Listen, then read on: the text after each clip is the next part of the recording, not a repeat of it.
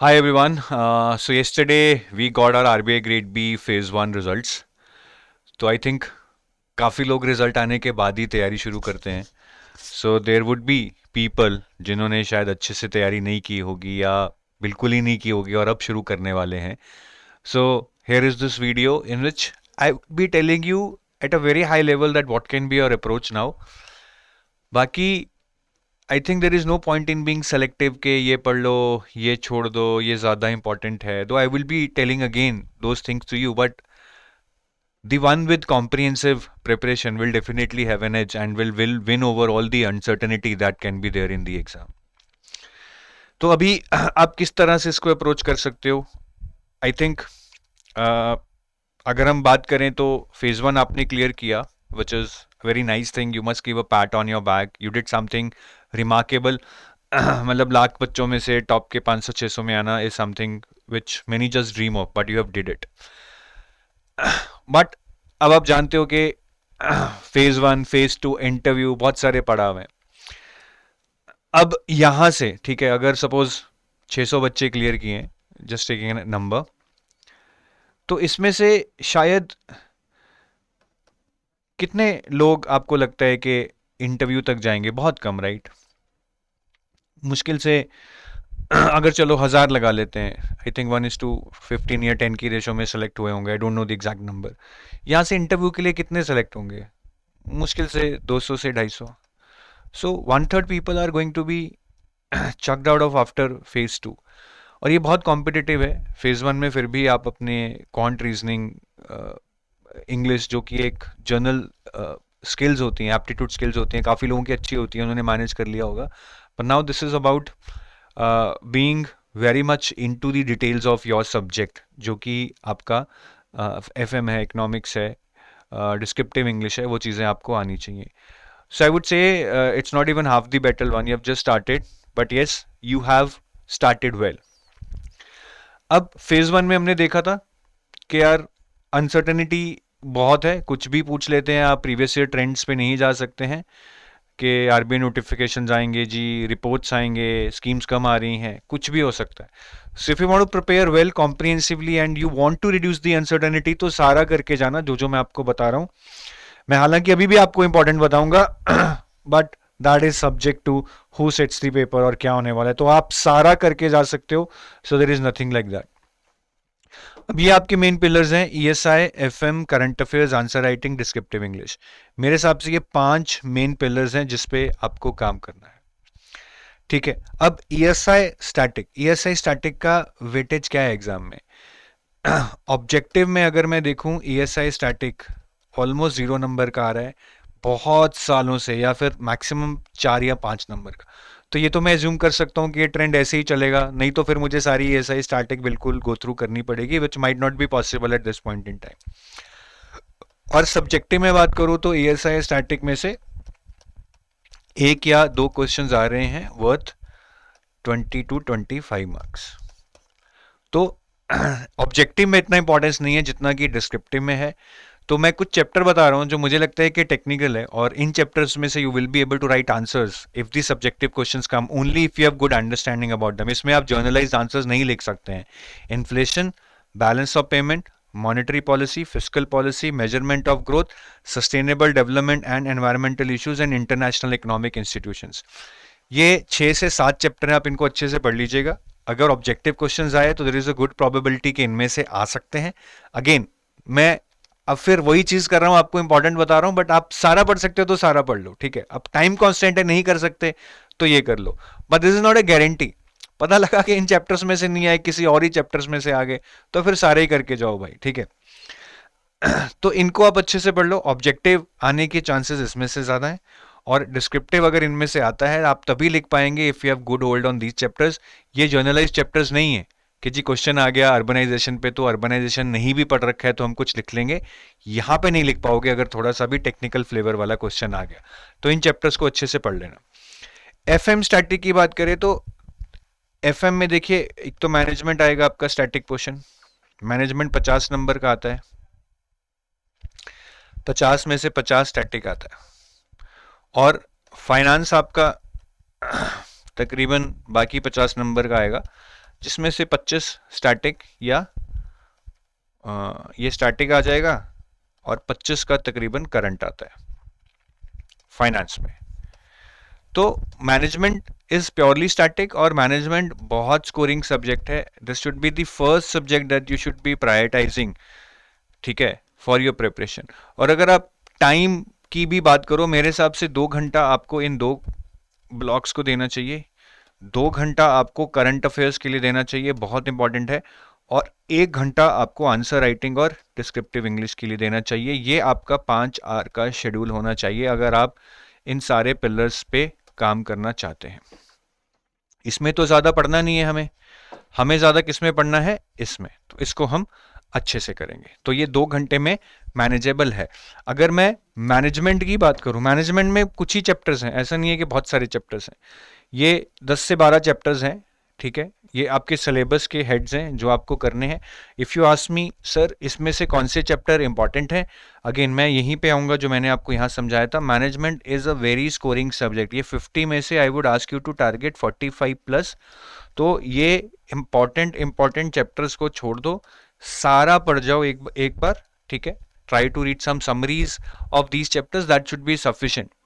तो यहाँ पे हम मार्क्स लूज आउट बिल्कुल भी नहीं कर सकते हैं। और अगर मैं फाइनेंस की बात करूं, ठीक है, मैंने बोला था फाइनेंस में से स्टैटिक में से अराउंड 25 मार्क्स का आएगा, ऑब्जेक्टिव प्लस डिस्क्रिप्टिव। तो इसमें भी कुछ चैप्टर्स हैं जो टेक्निकल हैं, जो आपको थॉरो होने चाहिए, बट कुछ चैप्टर्स हैं जैसे कि फाइनेंशियल इंक्लूजन हो गया, पीपीपी हो गया, ठीक है, आई थिंक एक कॉर्पोरेट गवर्नेंस भी है शायद। आई मीन ये टॉपिक्स जनरल हैं, इन पे अगर डिस्क्रिप्टिव क्वेश्चंस आएगा आप लिख लोगे, और इनमें से ऑब्जेक्टिव ज़्यादा आता नहीं है। तो ये चैप्टर्स हैं income statement and balance sheet, cash flow and ratios, primary and secondary markets, risk management, inflation, derivatives, bonds, functions of RBI, fiscal policy and financial institutions. These chapters are the core chapters which requires a good amount of understanding। खास करके ये 4 तो बहुत ही important है। अब इनमें से शायद पेपर भले ही कम आए, बट ये जैसे आप इंटरव्यू में जाएंगे तो और भी ज़रूरी हो जाएंगे। तो ये सारे पढ़ लेना।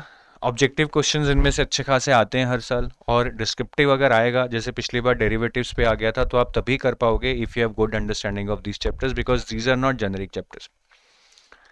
तो इनको अच्छे से पढ़ लेना। बाकी जो चैप्टर्स हैं, financial inclusion, public private partnership, corporate governance, alternate sources of finance, that can be read just within 2-3 hours. 5-6 chapter वो सारे 2 घंटे में पढ़ लोगे। You just need to have an overview. अब करंट अफेयर्स की बात करें, very important pillar, very important pillar. आपने शायद पहले अप्रैल से सितंबर तक के करंट अफेयर्स कर ले होंगे। अब आपको अक्टूबर और नवंबर के एडिशनल ही करने हैं, अक्टूबर नवंबर के।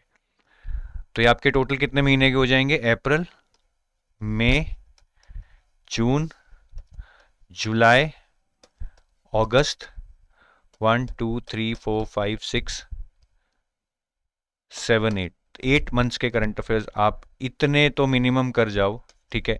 हो सके तो मार्च भी पढ़ लेना, 9 months would be a good idea. Last year काफ़ी रिपोर्ट्स थी जो 9 मंथ्स ओल्ड पूछी गई थी। करना क्या क्या है करंट अफेयर्स में, वही चीज़ें हैं। आरबीआई नोटिफिकेशंस, आप बोलोगे सर फेज़ 1 में नहीं आई, वो आपका रिस्क है। As an aspirant I would not had left this just because it didn't came in phase 1, ये फेज़ 2 में आ सकती हैं। Schemes, reports, then your fourth one is ESI current affairs, and fifth one is finance current affairs. So these are the 5 areas which I would ask you to do। GA जो एक general awareness होती है, sports awards वगैरह, वो हमें नहीं करनी है, वो फेज 2 में नहीं पूछी जाती। तो ये सारे एरियाज आई वुड रिकमेंड कि आप 9 मंथ्स के पढ़ जाओ।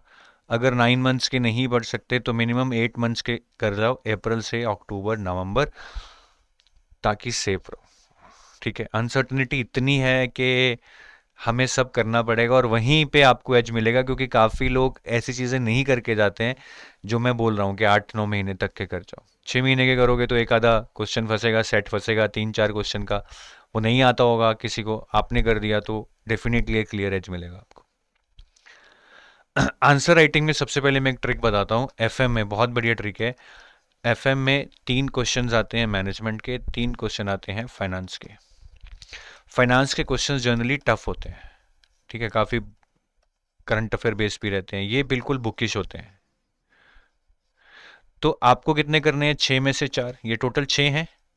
आपको इसमें से 4 करने हैं, तो ये 4 में से 3 आपने मैनेजमेंट के करने हैं, 1 आपने फाइनेंस का करना है। तो आपका काम आसान हो गया। 3 क्वेश्चन तो आपने बिल्कुल बुकिश कर दिए जो आपने पढ़ रखे हैं। सिर्फ एक फाइनेंस का रह गया, वो भी आपको एक आधा बुकिश क्वेश्चंस मिल जाएगा। तो फाइनेंस में हमें जो थोड़े नॉन बुकिश हैं, करंट अफेयर बेस्ड हैं, उनकी आंसर नहीं लेनी है, प्रोवाइडेड हम मैनेजमेंट को अच्छे से पढ़ जाएं, ताकि मैनेजमेंट का कोई भी डिस्क्रिप्टिव आए तो हम वहां से फिर कर लें। ये बहुत अच्छी ट्रिक है, और मैं काफ़ी लोग मैनेजमेंट में भी कंजूसी कर जाते हैं पढ़ते हुए। नहीं, पूरा पढ़ना है आपने। और बाकी आंसर राइटिंग में ओवरऑल जो स्टैटिक क्वेश्चंस आएंगे वो तो मैं आपको चैप्टर्स बता ही चुका हूँ, वो अच्छे से पढ़ लेना। उसके अलावा कुछ जेनरिक चैप्टर्स हैं, उनको गो थ्रू कर लेना। करंट अफेयर्स बेस्ड क्वेश्चंस भी काफ़ी आते हैं, जैसे लास्ट ईयर इकोनॉमिक सर्वे से क्वेश्चन आया था, फिर यूनियन बजट से पूछ लेते हैं, फिर world development report, world economic outlook, financial stability report, currency and finance report, RBI annual report, reports on trends and progress in banking sector, and then some other reports which are related to your phase 2 syllabus such as gender equality, environment, poverty, migration, urbanization, employment। ठीक है, ये वाली reports भी आप पढ़ लेना। जैसे last year एक आईएलओ की एम्प्लॉयमेंट रिपोर्ट पे डिस्क्रिप्टिव क्वेश्चन आया था। ठीक है, तो पर ये 8 जरूर पढ़ जाना। एक या दो क्वेश्चन यहाँ से फंस सकते हैं, काफी सालों में आते रहे हैं। ठीक है, so you can take help of chat gpt that what kind of descriptive questions can be asked from here, and you can do that। और साथ में एडिटोरियल्स पढ़ लेना, स्पेशली फॉर ईएसआई, जो आपके फेज 2 से टॉपिक से रिलेटेड है। हिंदी हिंदू न्यूज़पेपर, आप बोलोगे सर अब ये कितने महीने के पढ़े? वही last 5-6 months, but it would be very difficult for you to no read all the newspapers of 5-6 months, बहुत ज़्यादा छांटी करनी पड़ेगी आपको। सो जिन लोगों के पास हमारा कोर्स है, उसमें हमने एफएम और ईएसआई में एक एक डॉक्यूमेंट दे रखा है, जिसमें हमने सारे एडिटोरियल्स को कंपाइल किया है। तो आप उसको पढ़ सकते हैं। That would just give you summary of all the important topics that have been covered in the editorials in last 5 to 6 months। तो आप उसको प्लीज़ यूज़ करिएगा। ठीक है, और ये 8 रिपोर्ट्स ज़रूर पढ़ जाना, और ये एडिटोरियल्स का जो कंपाइल्ड डॉक्यूमेंट है, if you have access to our course, उसको पढ़ जाना। ठीक है, या फिर कोई और कहीं से फ्री मिल रहा है तो प्लीज़ पढ़ लेना। इससे आपको आइडिया हो जाएगा about the hot topics that have been news. Descriptive English की बात करें, अगेन 100 नंबर। ठीक है, but I know most of you will not give time, you will just focus on these pillars. In fact answer writing पे भी लोग focus नहीं करते हैं। तो यहाँ पे मैंने आंसर राइटिंग में भी कंटेंट तो बताया, प्रैक्टिस कैसे करोगे? You should be writing 2 answers daily. दो नहीं लिख सकते तो at least 1 answer you should be writing daily, and that too on an exam like interface. Exam like interface का मतलब क्या है कि आप अपने पीसी पे नोटपैड खोल के उसका इतना सा साइज बना लें, this is the size you will get in the exam to write your answers, और उसमें अपने आंसर्स को लिखें। And the keyboards you shall be using should be different on each day. कम से कम 10 कीबोर्ड लेके आइए that are different, so that you don't get use to one type of keyboard, because exam में तो अलग ही मिलने वाला है। अगर आप एक टाइप के कीबोर्ड को यूज टू हो गए, फिर एग्जाम में आप उस नए कीबोर्ड पे एडजस्ट नहीं कर पाएंगे, अपनी स्पीड नहीं बना पाएंगे। तो कम से कम 10 कीबोर्ड ले आओ यार, ज़्यादा महंगे नहीं आते हैं। I think the opportunity cost if you not get selected will be much more than the cost of these 10 keyboards. तो अगर कर सकते हो तो प्लीज़ इसको कर लेना।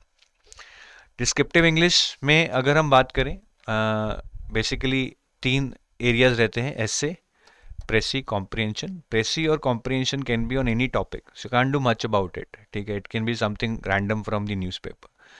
ऐसे में there is a good chance के एरियाज वही रहते हैं। एक आपको इकोनॉमी, फाइनेंस या मैनेजमेंट पे डाल दिया जाता है, एक टेक्नोलॉजी या इंटरनेट पे, कुछ ऑब्स्ट्रैक्ट टॉपिक डाल दिए जाते हैं, something on social issues such as women empowerment, drug abuse, या on environment. So if I show you, देखिए जैसे लास्ट ईयर एक टॉपिक आया था क्लाइमेट चेंज पे, so this was related to environment. Then mental health of employees पे आया था, this was basically related to management. then this was abstract. Anyone who stops learning is old, whether at 20 or 80. Anyone who keeps learning stays young. Then एक ये आया था social, economic and environmental impacts of hosting Olympics in India. तो this was a mix of social thing and your environment thing. ठीक है, तो technology और internet पे भी आते रहते हैं, जैसे कि डिजिटल करेंसी पे आ गया, साइबर सिक्योरिटी पे आ गया, एआई पे आ गया. ठीक है, तो इस तरह के टॉपिक्स आप ज़रूर पढ़ लेना in context of banking, that how can they change banking और how can they be used in banking. उस एंगल से आप इसको ज़्यादा पढ़ लेना. So that's all from my side. ठीक है, इन 5 पिलर्स को याद रखना, इन पे काम करो and use your time effectively. And in case you are looking for some assisted preparation, ठीक है, तो मैं आपको अपने कोर्सेज के बारे में भी बता दूंगा, बट उससे पहले I would like to tell you about mock test. Mock test को गैप के साथ देना. जैसे एक मॉक टेस्ट मंडे दिया है तो फिर वेडनेसडे देना. Don't give it on Tuesday. Try to give at least 1 day gap. दूसरा, एनालाइज देम प्रॉपरली. हम एनालाइज नहीं करते हैं, we just become emotional and हम बोलते हैं अब अगले टेस्ट में नंबर आएंगे. नंबर नहीं आएंगे till the time we analyse it. तो उसको अच्छे से एनालाइज करना है, that where I can improve my marks. ठीक है, just using my current knowledge. सबसे पहले देखो कि कितनी सिली मिस्टेक्स होंगी, कि उसके लिए पढ़ने की ज़रूरत नहीं है, सिर्फ अटेम्प्ट सही करना है. And third is, one is a gap time, second is to analyze, and the third is to be close to real exam day. Exam day पे क्या होगा, आपके पेपर 1 और पेपर 2 बैक टू बैक होंगे, फिर शायद ब्रेक होगा, and then paper 3 would be conducted. So all these 3 papers are being conducted in 1 day, which is 5 hours plus of sitting. तो काफ़ी लोग क्या करते हैं, जब मॉक टेस्ट देते हैं, आज मंडे को पेपर 1 दे दिया, ट्यूसडे को पेपर 2 दे दिया, वेडनेसडे को पेपर 3 दे दिया. So they are not giving them all on the same day, they are giving on different days. So you will never experience the pain of this 5 hours. And when you go to the actual exam you will feel the pain. आपके back में pen होगा, shoulders slouch करेंगे, आदत ही नहीं होगी ना, तो मतलब सिर घूमने लगता है जब तक पेपर 3 शुरू होता है. So please avoid that, be accustomed to that. And how can you do it? By giving your mocks as being close to the real exam day. तीनों को वैसे ही दो जैसे एग्जाम में होंगे, दो बैक टू बैक दो, और फिर ब्रेक लेके पेपर 3 दो, फिर आपको एग्जाम डे पे कुछ अलग दिखेगा ही नहीं. ठीक है, and in case you are looking for some assisted preparation, तो हमारे ये क्रैश कोर्सेज हैं.